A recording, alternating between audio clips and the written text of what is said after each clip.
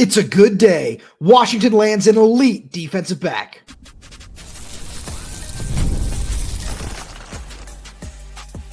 You are Locked On Huskies, your daily podcast on the Washington Huskies, part of the Locked On Podcast Network, your team every day. Welcome back into another special bonus edition of the Locked On Huskies podcast.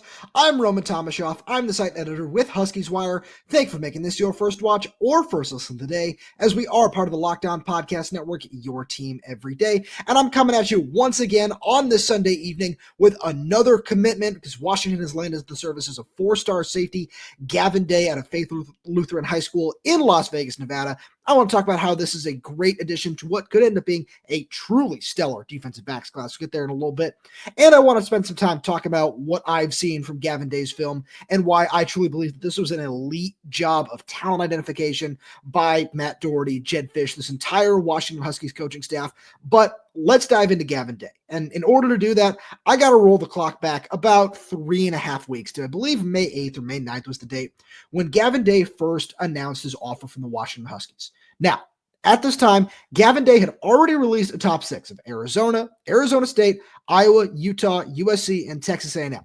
Washington was nowhere to be found, not in the mix, hadn't offered or anything like that. And within 3.5 weeks, they've earned a commitment from somebody who I truly believe might be the best safety on the West Coast in this class. Like, I'm so impressed with what this coaching staff, led by John Richardson and Taylor Mays, was able to do. Now, if I want to just kind of parlay that into talking about Taylor Mays, because Lars and I talked about this on the show the other day, where I've said that I believe that there is no better safeties coach in the country for Gavin Day than Taylor Mays, because when you go and you watch his film, and I'll dive way into that in a little bit, you see somebody who plays exactly like Taylor. And with his great frame at 6'3", 190 pounds, he's somebody who has all the potential in the world to wind up playing either free or strong safety, because he has that level of ability of range and athleticism to play over the top and play coverage. And he's got that level of just reckless abandon, truly is the best way to put it, when he's playing in the box, playing just that hybrid safety linebacker role when he's coming downhill in run support. And I'm so impressed with what Washington was able to do here, because originally it kind of seemed like they were taking the big swing that Jedd Fisch really likes to do when they were making a big push for four-star safety Chase Calicut out of Houston, who eventually ended up replacing Washington with Georgia as an official visit, which, I mean, we usually know how that goes. But I see this quick pivot today, and I was very interested. So I watched this film when I got the offer, and I was very, very impressed. And then I watched it again after he set up the official visit and Chase Calicut canceled his. And I said, this is as good as you're going to get in terms of not getting somebody like Chase Calicut, who is just elite in terms of his ball skills and his size and his potential as well. But Gavin Day brings all of those same just traits and tools to the table, and he's way closer to home. He's somebody that you can go get in what has already become a pipeline state for you, where you've had so many great prospects over the last couple of years come out of Nevada, whether, you want to talk about Edifani Lefosio, Rombadunze, Troy Fautano. There's a whole list you can go down of great prospects that Washington has added from Nevada. So getting somebody like Gavin Day and, of course, Dominic Harris on the same day is such a big win for this coaching staff, but it just goes to show what kind of salesmen they really are. And that's what the big point I wanted to make here is I look at what this coaching staff has done as salesmen, and I'll get into Brandon Arrington a little bit later too, but this coaching staff has done such a great job selling Washington. We saw the start of that in 2025. Now we're seeing it really pick up steam in 2026, because there's a lot of smoke coming out about some of the other guys who may have potentially committed or are just very, very high on Washington coming out of this weekend, and seeing what they were able to do with an elite talent like Gavin Day, who I'm sure over the next 6-7 months before he ends up signing with Washington, in my opinion, we're going to see a lot of other big time programs try to move in on Washington's territory and try to push for his commitment here. But this is something where I really believe that Washington identified this talent, said, hey, let's pair this guy with Taylor Mays, and let's go from there. And I think that's really what won them the day.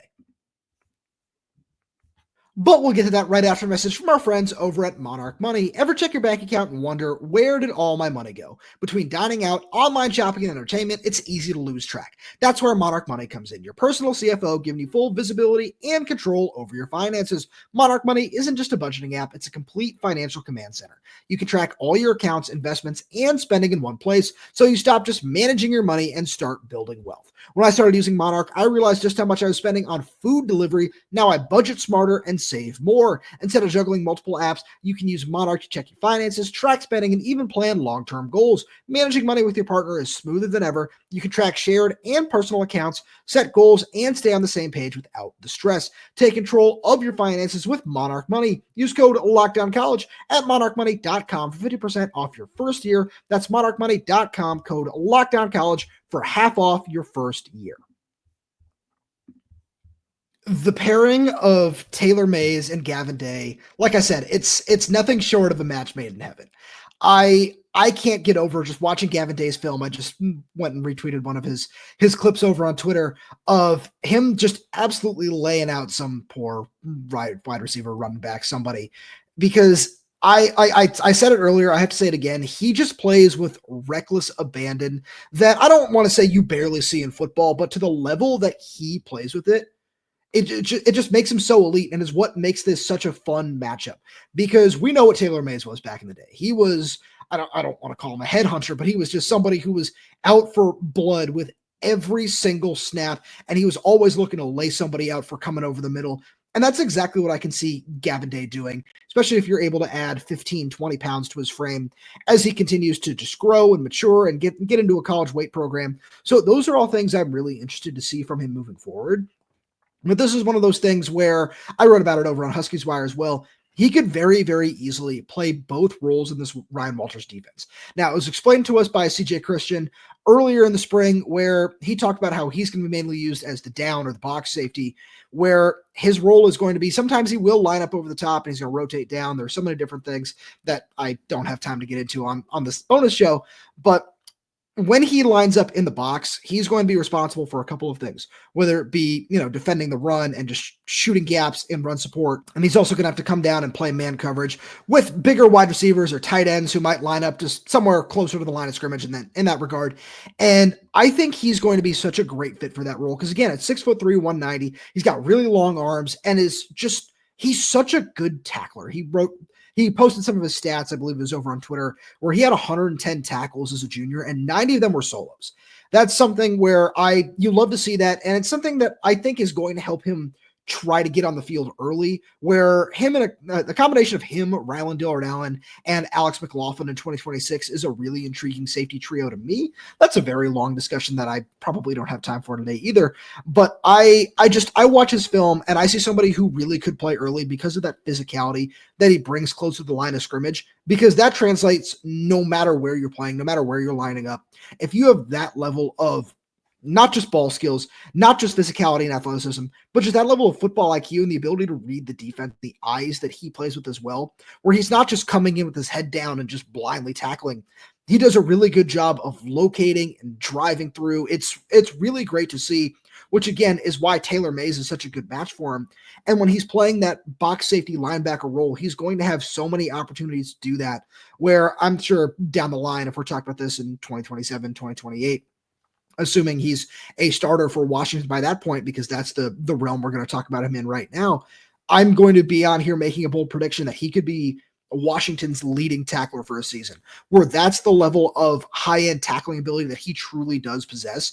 And it's really exciting because you can also see that translating into just a rotation into the post or free safety role that we're going to see some other guys like Mikel Esteen play this season, because he has that level of range and athleticism and mobility to flip his hips and get sideline to sideline and be that help over the top for some of these cornerbacks that we'll see in single coverage on the outside. This season it's going to be Dekario Davis and Ephesians Prysock and whoever else that could end up being down the line. And having somebody like that who can rotate over and give support and still lay that level of a hit is something that is really, really rare. And it's one of the reasons we've seen him rise so much in recruiting rankings over the last couple of weeks where he's risen about 600 spots on 247 Sports. And it's not that that matters at the end of the day, but that's the biggest reason why, because those traits and everything he brings to the field in that regard is so, so rare.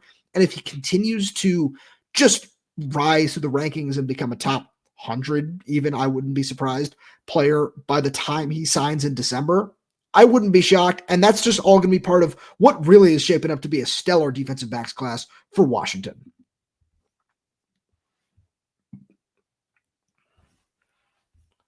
Gavin Day adds to what is quickly becoming a really, really impressive defensive backs class. Outside of him, this class currently holds a trio of 3-star commits in safety CJ Lavender and cornerbacks Elijah Durr and Kasani Giles. And while some people are going to look at it, especially Oregon fans, and say, oh, it's a trio of 3-star commits, where if you go and you just look at the offer lists for especially CJ Lavender and Kasani Giles, they're really, really impressive. And these are guys who I really like their potential long-term as guys who maybe, are going to sit and develop for a year, potentially 2 years, while some of these other guys that are a little bit ahead of them in terms of class ranking and everything will get some playing time. And then as sophomores, juniors, they're going to take over and just continue what is quickly becoming a DBU tradition, as John Richardson likes to put it every time he talks to us. But I just look at what else this class can be, and I'm so curious. 3-star cornerback, he listed as an athlete. I'll bet he ends up at cornerback. In Dre Pollard, who is Dominic Harris's teammate at NW Clark, just got a crystal ball from On3 Steve Wilt falling to choose the Huskies. I wouldn't be surprised if Derek Johnson II from Marietta Valley, the son of former UW defensive back Derek Johnson, ends up at Washington as well. And I just really like the way this class is shaping up, because even if you take those guys, you're not precluding takes of these top-end players, assuming they want to come to Washington, where 5-star cornerback Brandon Arrington has had a lot to say about Washington over the last couple of days since he's been on his visit, which has been really impressive, because I started this talking about what kind of impressive sales pitch that Jedd Fisch, John Richardson, Taylor Mays were able to put on for Gavin Day and how quickly they were able to secure his commitment. I think it's a much harder, much more uphill battle to secure a commitment from Brandon Arrington, but it certainly feels like they've put themselves in the race. And I feel the same way about 4-star safety Salesi Moa, who could end up being a two-way player at the next level, which I'm very interested in as well. But the more I watch both of those guys and the more I see these recruitment processes play out, there is no reason that Washington shouldn't be in the mix for both of them. And a lot of it is because what's going on with Gavin Day right now, where it was so quick. And it was the offer. Washington just put on a full court press. As he said to On3's Chad Simmons, they made him feel like a priority. And he certainly was, because this is the kind of guy who is a true game changer in the secondary, from his talent, his versatility, the tackling ability. All of those things are exactly what you want to see out of a defensive back. And the more I watch his film, the more I say, this is somebody who is probably going to be a really, really good player on his own, but is going to be a complementary part of what could be a truly stellar secondary. I'm really interested in what Dre Pollard brings to the table. He's a really fun athlete with great burst and great speed. I know he was the 100, 200, and 400 meter dash champion in Nevada. I believe he won those within the last couple of weeks. So he's got that great long speed. And then you watch Derek Johnson's film, and he's somebody who breaks on the ball really, really well. Both those guys were on their official visits as well this weekend. And they're just names to keep in mind, because they're players where when you turn on the film, it's very clear why they fit John Richardson's scheme and what he's looking for in cornerbacks on the outside, because of the way they're able to break on balls and just get their hands in there on every single play. It's so impressive, and it's so much fun to watch, because he really is interested in that aggressive man coverage, guys who are going to play a lot of press and jam off the line of scrimmage. And I think that this class is just shaping up to be really, really deep from that regard of you can add both of those guys, and it won't preclude you from taking one of those high-end players. I'm curious to see what ends up going on with Devon Benjamin as well. Just another name to watch out for over these next couple of weeks, because it sounds like Washington has done a really, really good job keeping themselves in the race there. He's somebody who I think will end up at outside corner as well.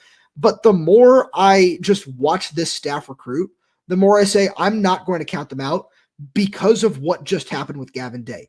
In less than a month, you got one of the best safety prospects in the country, in my opinion, in this class, to commit after not even being in consideration for him. which is so impressive, and he's really going to bring a lot to the table. But that's all I got for you today. Thank you so much for tuning in, and if you want to make sure you're up to date with all the latest in Husky athletics with more breaking content, bonus pods just like that, please make sure you subscribe wherever you get your podcasts. So that's YouTube, Spotify, Apple Music, Amazon Music. We're there. We're everywhere. We're updating this channel with new content every single day. So make sure you click that like button, click that little bell so you never miss when we post a new video. If you need questions, comments, concerns, drop them right down below in the comment section. And if you're audio only, please leave us a 5-star review, as it does help us out a lot. Thank you so much for tuning in, and we'll talk to you on Monday.